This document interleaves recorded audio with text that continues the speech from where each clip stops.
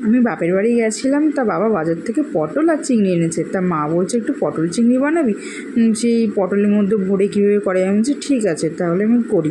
কিন্তু যাই হোক, ছেলে মেয়ে নিয়ে যেটুকুনি পেরেছি সেটুকুনি করেছি। করে এই যে পটলগুলো একটু ছুলে দিয়েছে একটা ঠাম্মি, তারপরে আমি ভিতরে এটা আর মা পারবে না, ঠাম্মিও পারবে না, তাই আমিই করেছি। ভিতরে এগুলো যা মাছি হয়েছে, এই আম কাঁঠালের গন্ধে গন্ধে একদম মাছিগুলো ভরে গেছে পুরো। যাই হোক, সব ওই পটলের ভিতর দিয়ে সব ওই ইয়েগুলো সব বের করে দিলাম।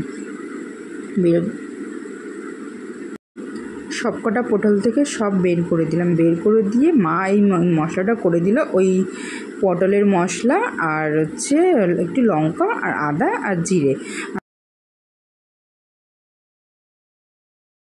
মাছগুলো দিল, দিয়ে একটু লবণ হলুদ আর একটু কাঁচা তেল দিয়ে আমি চামচ দিয়ে করছিলাম। মা বলছে দে আমি করে দিয়ে হাত দিয়ে, কারণ আমার বাচ্চা ছোট আছে, লঙ্কায় হাত দেওয়া যাবে না। আমি বললাম না থাক, এই যে চামচ দিয়েই ভরছিলাম এক এক করে। তারপরে লাস্টে দেখছি চামচ দিয়ে হচ্ছে না, তারপরে হাত দিয়েই করে দিয়েছিলাম। পরে ভালো করে সাবান দিয়ে হাত ধুয়ে নিয়েছিলাম। মা বলছে চিংড়ি মাছ অনেক আছে, তা তুই দুটো দুটো করে কেন দিবি, আরও ভরে দে, পুরো ভরে দিয়ে দে। তারপরে সব পুরো ভরে করে দিয়ে তারপরে তার উপর দিয়ে একটু আটা দিয়ে একটু মুখটা বন্ধ করে দিচ্ছিলাম। বন্ধ করে দিয়ে এই যে সব কটার মধ্যে যত পারছি তত চিংড়ি মাছ ভরছি।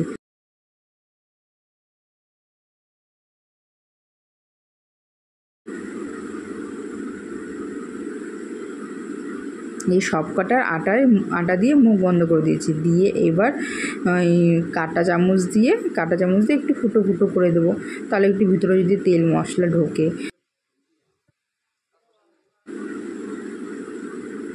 তারপরে কড়াইতে তেল দিয়ে একটু জিরে সম্বরা দিয়ে ওই আর একটু মশলা বেঁচেছিলো সেটা দিয়ে দিয়েছিলাম। সেইগুলো ক্লিপগুলো আর নেওয়া, সেই ভিডিওগুলো আর করাই হয়নি, মেয়ে কাঁদছিল খুব, তাই তারপরে মাই ওটা করেছিল। তারপরে এসে আমি এটা দিয়ে দিলাম, মশলাটা একটু হালকা করে ভেজে তারপরে পটলগুলো দিয়ে দিলাম। পটলগুলো দিয়ে হালকা করে নেড়ে চেড়ে তারপরে ঢেকে দেবো। ঢেকে দিয়ে এই যে আস্তে আস্তে করে এই যে হয়ে গেছে। এটা উপর দিয়ে একটু মশলা ছড়িয়ে দিলাম। খেতে ভালোই হয়েছিল, খারাপ হয়নি। আপনাদের কেমন লেগেছে ভিডিওটা একটু জানাবে। তারপরে কেউই খায়নি, প্রথমে তোজো আর আমিই খেয়েছিলাম। সবার প্রথমে আমি আর তোজোই খেয়ে দেখলাম টেস্ট করে যে কেমন হয়েছে। দেখো পটলটা কতটা নরম আর সফট হয়েছে, আর ভিতরেও অনেক তেল মশলা সব ঢুকেছে। তোজোর খাওয়ার রিঅ্যাকশান দেখে বোঝা যাচ্ছে কেমন হয়েছে। দেখো।